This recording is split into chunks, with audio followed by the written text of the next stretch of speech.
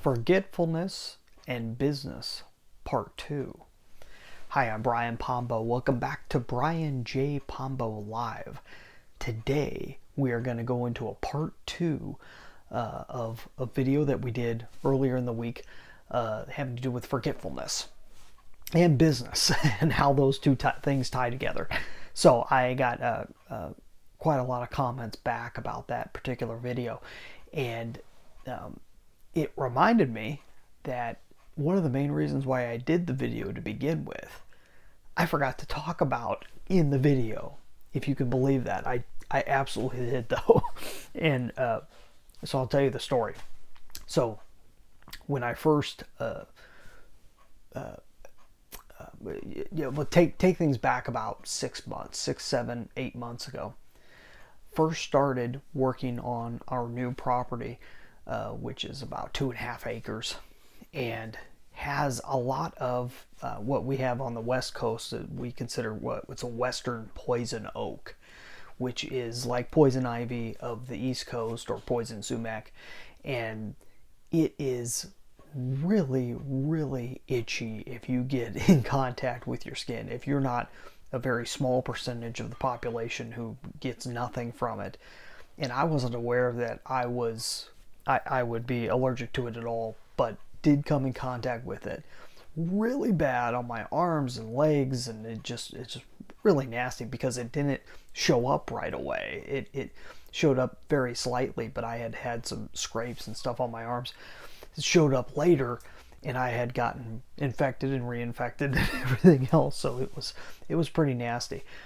Well, fast forward it, modern day, last week, I'm out working in the yard and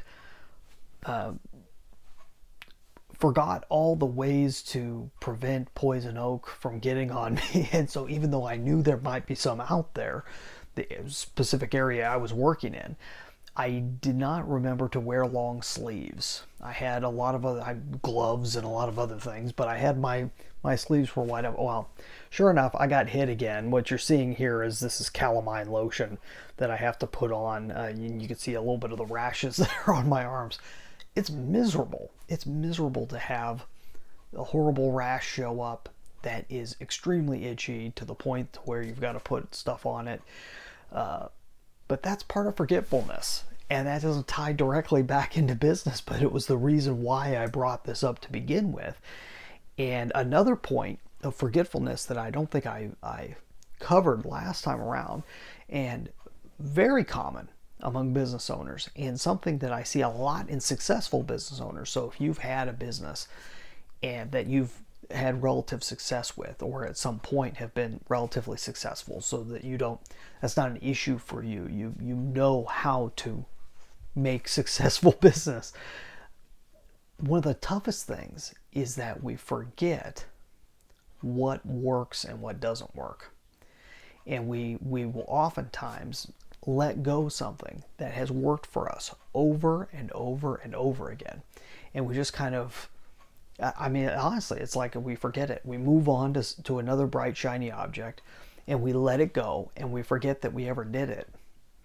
And it's one of the most common things that I will do is sit down with a new client and go through all of the previous successes and what led to those previous successes, or what's an ongoing success, what is currently working for you in your marketplace, and focus on that a little bit, and focus on how we can either duplicate it or keep it going or bring it back if it's something that we stopped doing before. So you got to ask yourself, what have I done in the past that has worked?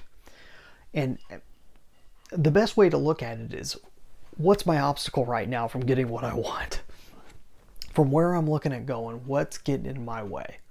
Have I been able to overcome that in the past? If you haven't, then you've got to focus on that obstacle, in the sense that you have to focus on how would I get over that? Who can help me get over that obstacle, or around it, or through it?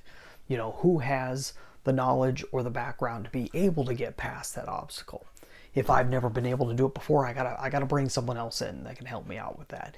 That's what you should be looking at very carefully. And if you're able to do that, then you can overcome whatever faults that you have that hold you back. Mine, one of the, like I said, one of the most common things is forgetfulness. I read a comment from Patrick, my friend Patrick out there, who said that organization is another issue of his, because I've talked about how I've had to organize to overcome forgetfulness. Well, what happens when you're not good at organizing? I'm guilty too. I'm horrible at organizing. So I've had to either hire out organizing, or I've had to have someone bring in and hold my hand until I build up a habit for organizing. I've had to force it to a certain extent in the short run until the habit's built up, or until a system is built up that doesn't require me to have to put into it. I've got someone organizing in and around what I do. So that's a great thing to think about, so that you don't have to overcome forgetfulness.